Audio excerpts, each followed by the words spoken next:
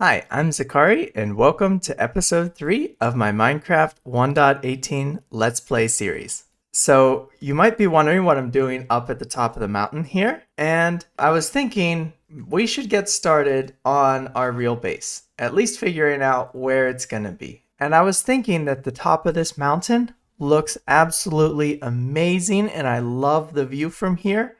And you know what this mountain kind of looks like a little bit? It has a little bit of a ring around it, and I think that would look great as a volcano. And then we can actually live in the inside of the volcano, and I think that would be so cool. All right, so now before I jump right into marking out the exact spot that we're going to build our mega base, I want to figure out what it looks like underneath. And I know from some of the mining that I've done that there's some lush caves underneath the mountain here. But I want to see exactly where that lines up with respect to the tunnel as well as some of the other things that we've been working on so far. And so maybe we'll actually get lucky and not have to dig out quite as much. And we could kind of use the existing tunnel too as the entrance. And so here we are. Awesome. So this isn't too long of a tunnel. And then this cave just looks so cool, which is great because it means that we'll already have something that looks amazing to start with. So it should be a lot easier to turn this into our base. As well as, because there's already the cave, we won't have to clear quite as much space out, which is also great. So it's a win-win. All right, so now I want to go ahead and connect this up to the top of the mountain and see where this lines up, because I think this cave should be the center of our base. Hopefully this lines up with the center of the mountain at the top. And so as I'm digging this, I'm realizing that the tunnel starts at sea level and this mountain is really tall. So I realized that this is going to be quite a while. So lucky for you, you get to see just tiny clips of this. And then just like that, we're at the top of the mountain. Where is this? Oh, nice. This is perfect. Right in here. This is just the spot I wanted it to be in. Pretty much in the middle of all of these. And that lines up exactly with our cave. So we definitely will have to do quite a bit of work to, dig out all of this stone, especially up above the cave. But I think this is the perfect spot for having a mega base. So in case you're ever wondering, how tall these worlds are, I just added a ladder in here to take us all the way from the top down to our lush cave area here. And this just looks like it goes on forever. And it's just crazy to me because you don't really think the worlds are this tall until you're actually in them trying to build something. Just crazy because the bottom of this is it's just so far down there. That's wild to me. I really love how much extra space you have in the world, but trying to fill it is going to be a whole nother story. Anyways, I feel like we've talked enough about the mega base for now. Let's get into exploring the abandoned mineshaft.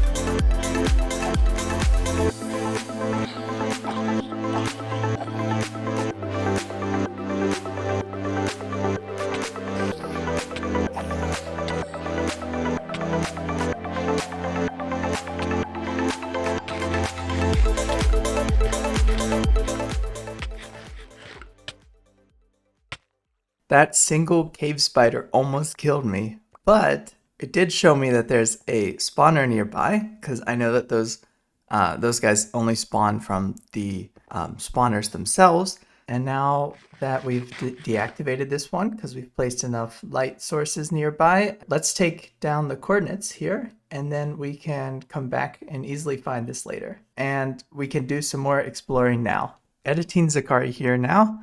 I realized I could totally show you guys the whole process of me exploring around a little bit more, but I figured I'd just keep it to the highlights, so I'm going to show you the next interesting thing that I find. And ooh, that looks like another spawner.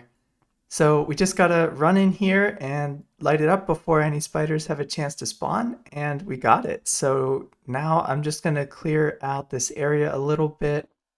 Is it just me, or does this feel like there's too many cobwebs here?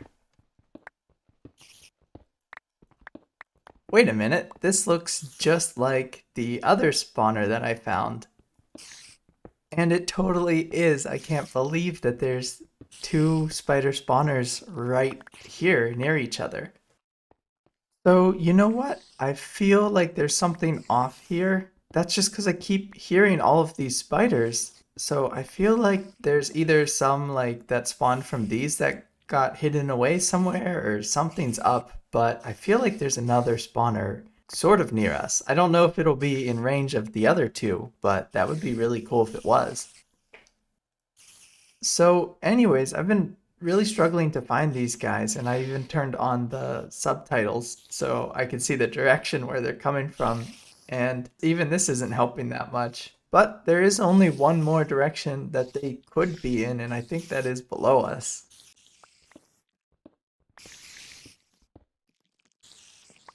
So I think in this case, since I know there's so many spiders underneath, we're gonna just block it off, and I'm gonna try to put some torches in there. So there's number one. And there's our second torch. We'll come back after leaving the area for a little bit, and then hopefully there shouldn't be as many cave spiders right here. So while we are waiting for some of the cave spiders to despawn, I figured it would be a great idea to build a ladder going down to the abandoned mine shaft, and this way it'll connect up all of the areas for us. Eventually we can even turn this into a bubble column, and I think that would really speed it up a lot. And so I'm just continuing this same pattern here where it's a 2x2 hole that I'm digging. I have a little bit of distance to go, but that shouldn't be too bad. And so if my math is correct, that should mean that just right out here, if I go in this direction for a few blocks, is our walkway. Sweet. Awesome. And so now I think we'll just want to build a path to our cave spiders. And I know that we have that they're back this way. I think I might have to retrace my steps that I took while I was exploring the area, because I don't exactly remember how I got there. Oh, well, okay, this works. Found it. And so what I'm realizing now that I'm lighting up this third one and I'm not seeing any more spiders here with just the small amount of torches I've already placed is that mobs only spawn in light levels of 0. That means basically that the spawner is already completely disabled with one torch that's sort of even near it. And so what that means is it was super easy to disable the first two spawners, and I thought I was just getting lucky with the timing, but it turns out that they were already lit up enough with just the one torch that I placed at the beginning. But now that we've lit up all three spawners, it's just a matter of clearing a room, so I'm gonna show you guys what it looks like when that's done. Or I guess not, because I'm gonna get attacked by silverfish.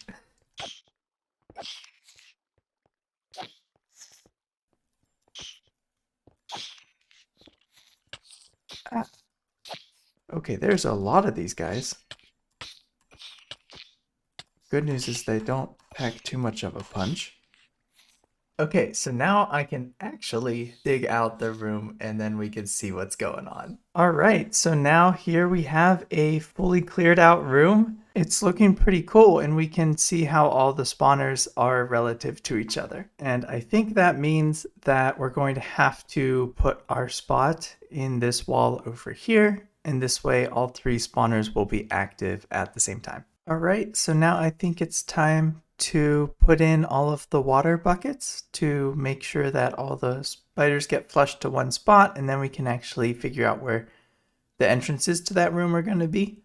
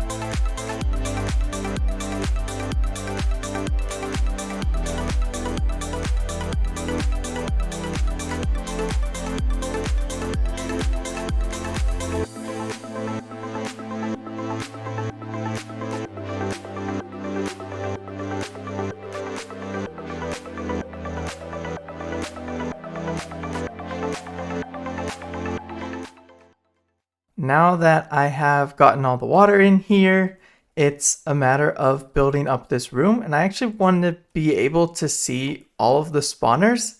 And so if we make the windows out of the tinted glass, that'll work perfect. I basically want all of the spiders to go all the way down around, and then I'll end up killing them on this side. And the water should push them all around, so hopefully they don't climb up too much.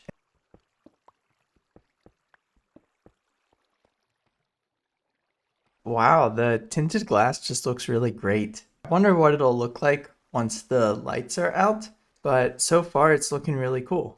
So I'm also wondering if I can change out some of the blocks here to make it look a little bit more like a dungeon. And so I'm thinking we can use some mossy cobblestone as well as some stone bricks, some mossy stone bricks, and I think that'll look really cool.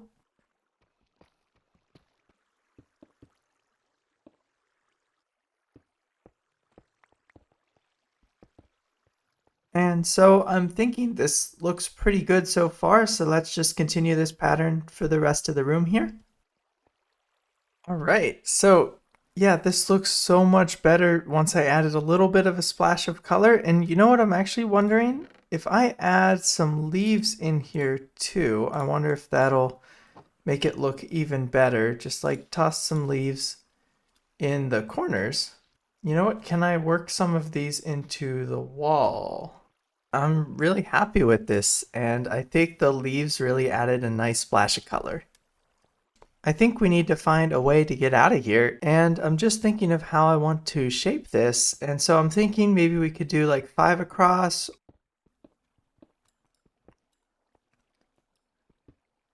Something like this size? Okay, that looks too wide. So what if I try 3 instead? So maybe it's just a little bit too tall, so let's try to add a slab up at the top there. I think that makes it look a little bit better. All right, so now I've started on the hallway back to my base, but what I'm thinking right now is a little bit more important is let's get this spider spawner farm up and operational. You know what that means? It means a little bit of redstone. And so we're going to be using some redstone lamps to deactivate the spawners. Rather than having the torches here and having to go and remove them, we can just turn it on and off with the switch. And I think that'll look absolutely perfect. So let's do it.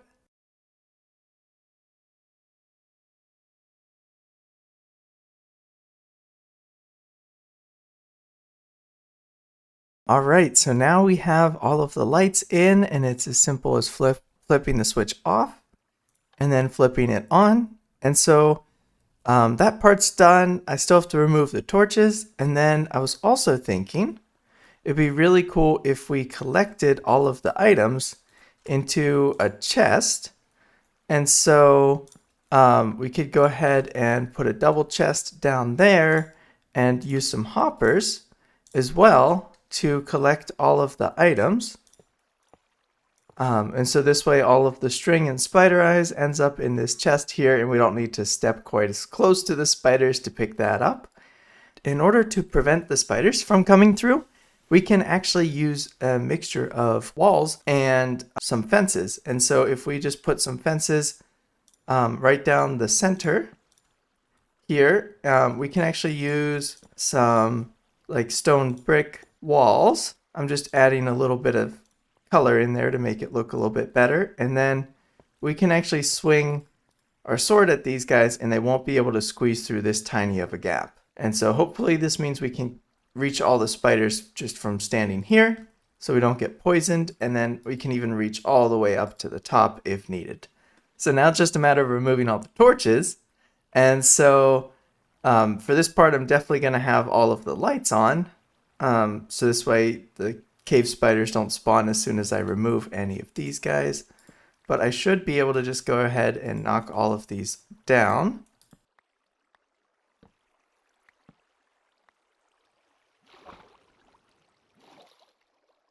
And I think this should work. We've got all the torches down, and you'll notice that we can just squeeze right on through this gap here between the fences and the wall, and this is perfect for us, but it's just a tiny bit too small for the cave spiders.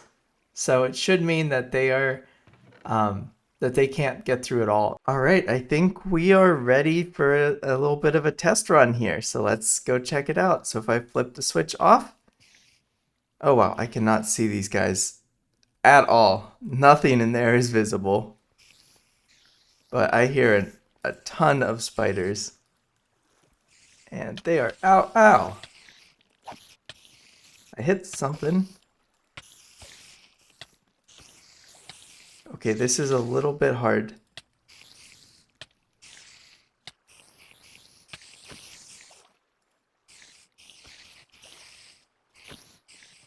Okay, I think I'm getting the hang of it now.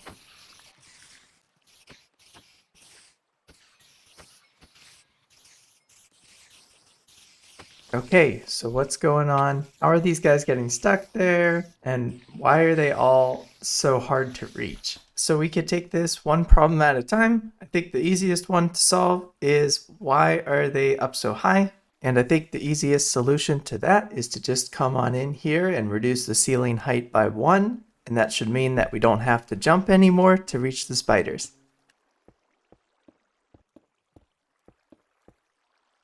Let's see how this feels. Here, I'm going to turn on the light so I can see what's going on there. It still has the problem of them getting kind of stuck in a little harder to reach spots, which basically means I need to get closer. And then when I get closer is when I get poisoned. Okay, so now let's see what it would be like if we swap the fence and the walls. Because the fence is just a little bit smaller, that might make it just a tiny bit easier to be able to reach in there. So now let's give this one a little bit of a test run. You know, I'll just let one batch spawn, see how it feels.